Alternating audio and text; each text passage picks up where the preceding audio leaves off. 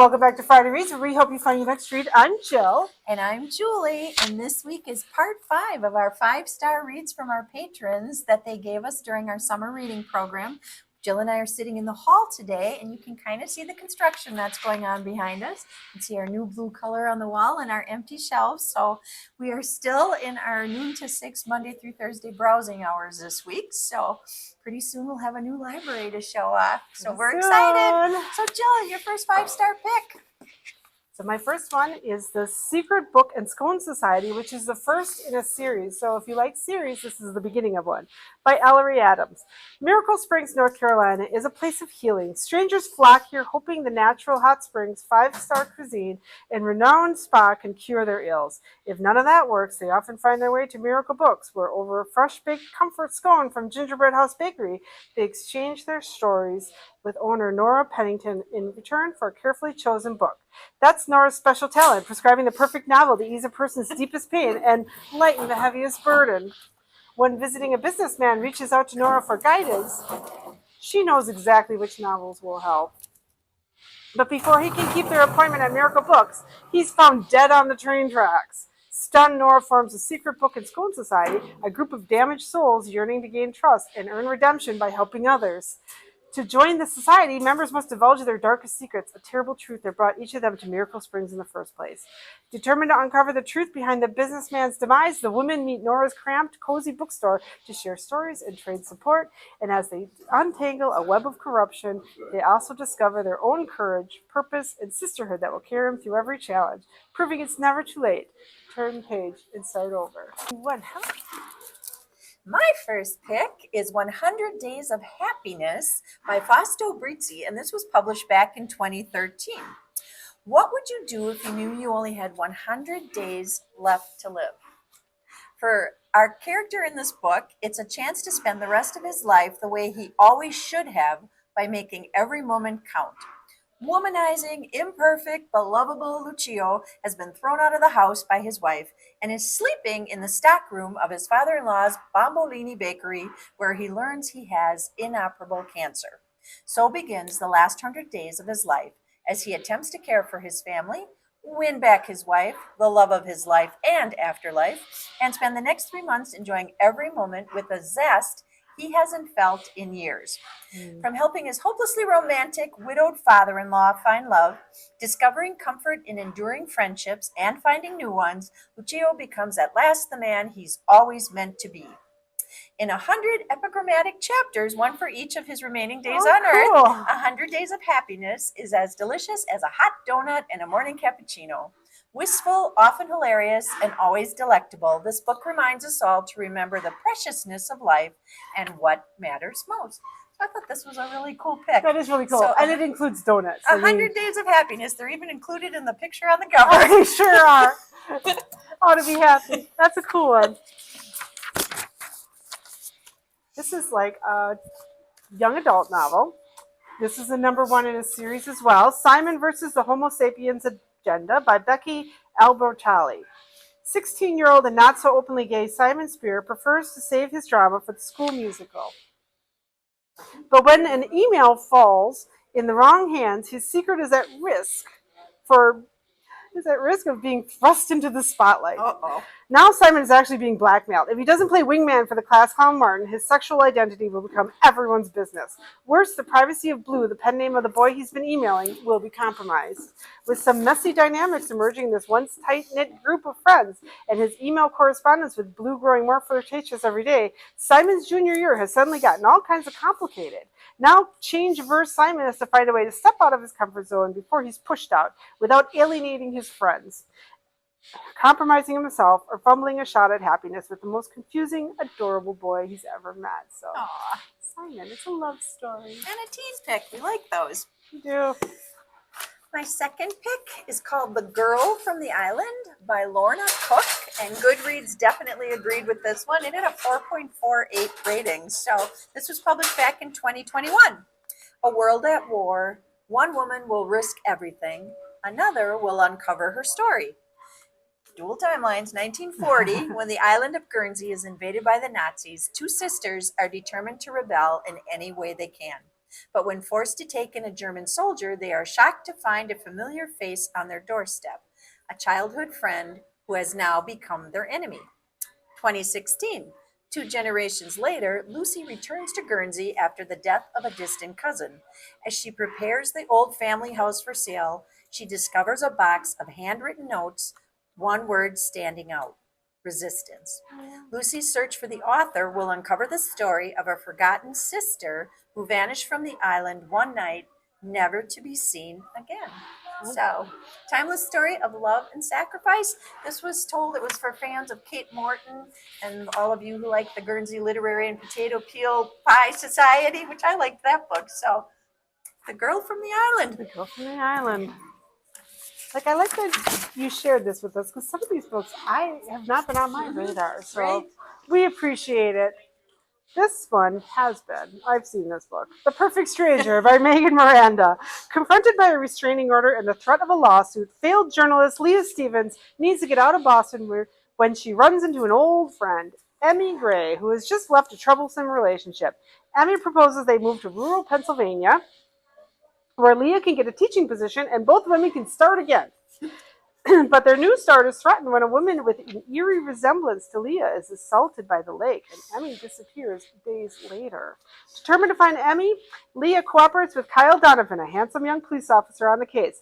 As they investigate her friend's life for clues, Leah begins to wonder, did she ever really know Emmy at all? With no friends, family, or digital footprint, the police begin to suspect there's no Emmy Gray. Soon, Leah's credibility is at stake, and she is forced to revisit her past, the article that ruined her career. To save herself, Leah must uncover the truth about Emmy Gray, and along the way, confront her old demons, find out who she can really trust, and clear her own name. Everyone in this rural Pennsylvania town has something to hide, including Leah herself. How do you uncover the truth when you are busy hiding your own? Popular author Megan Miranda. My next pick is The Red Door Inn by Liz Johnson, and this was published back in 2016. Marie Carrington is running from a host of bad memories. Broken desperate, she's hoping to find safety and sanctuary on Prince Edward Island, where she reluctantly agrees to help decorate a renovated B&B before it opens for the prime tourist season.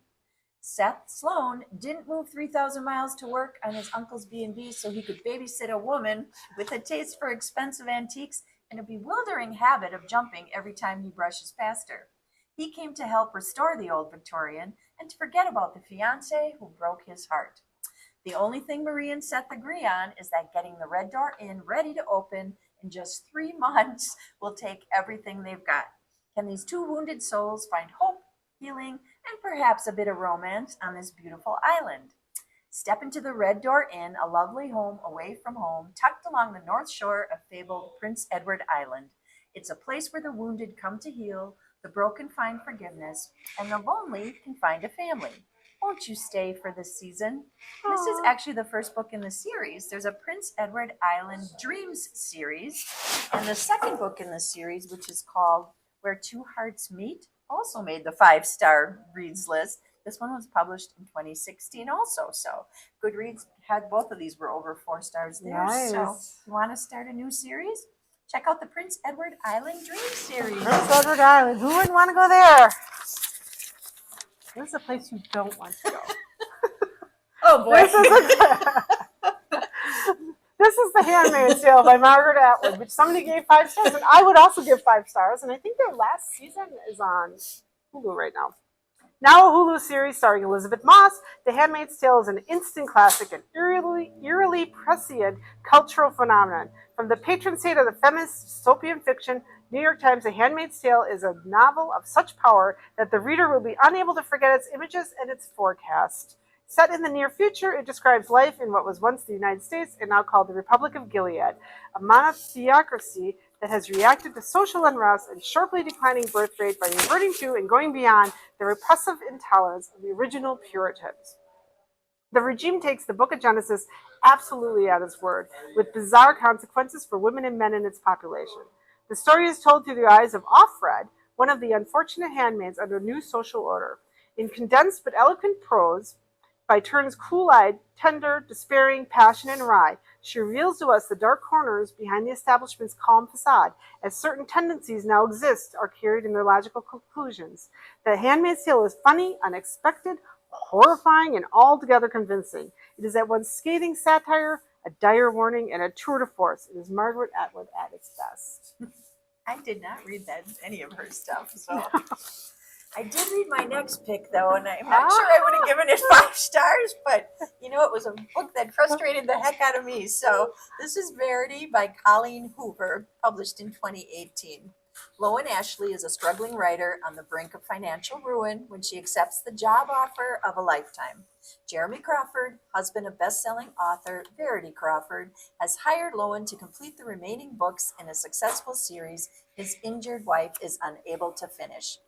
Loan arrives at the Crawford home ready to sort through years of Verity's notes and outlines, hoping to find enough material to get her started.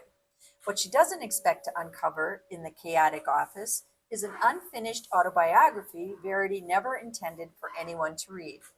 Page after page of bone-chilling admissions, including Verity's recollection of what really happened the day her daughter died. Loan decides to keep the manuscript hidden from Jeremy, knowing its contents would devastate the already grieving father. But as Loan's feelings for Jeremy begin to intensify, she recognizes all the ways she could benefit if he were to read his wife's words. After all, no matter how devoted Jeremy is to his injured wife, a truth this horrifying would make it impossible for him to continue to love her.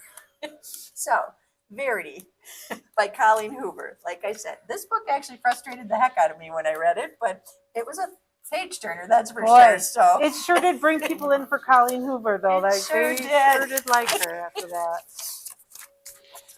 Okay, so my last one for today, Night Film by Marisha Pessel.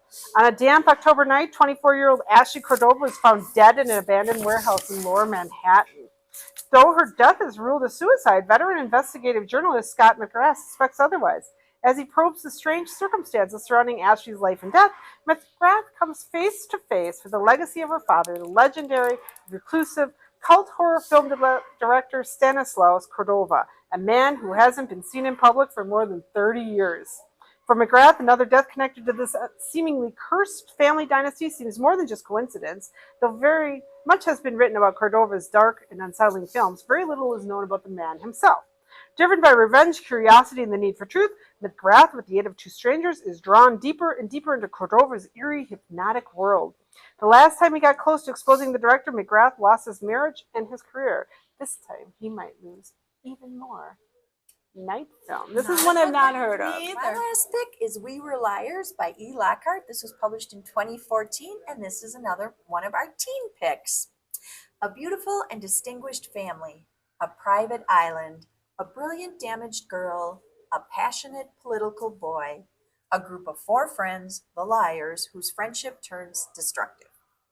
A revolution, an accident, a secret, lies upon lies, true love, the truth. We Were Liars is a modern sophisticated suspense novel from the New York Times bestselling author, National Book Award finalist, and Prince Award honoree E. Lockhart. Read it, and if anyone asks you how it ends, just lie. This is the first book in the We Were Liars series. It's followed by Family of Liars and We Fell Apart. So, we are the Sinclairs. No one is needy. No one is wrong. We live, at least in the summertime, on a private island off the coast of Massachusetts. Perhaps that's all you need to know, except that one of us are liars. I have heard of that one, and I hear it's really good, so it's on my list. Thankful again that the teens gave us another good 5-star pick. Wow, we made it through the video. You can see the construction going on behind us. Jill and I thank you for watching our videos. You can find us on our Kimberly Public Library website, YouTube channel, and Facebook page. We've got one more week of some more 5-star picks from our patrons. So until next time, thanks for watching. Bye.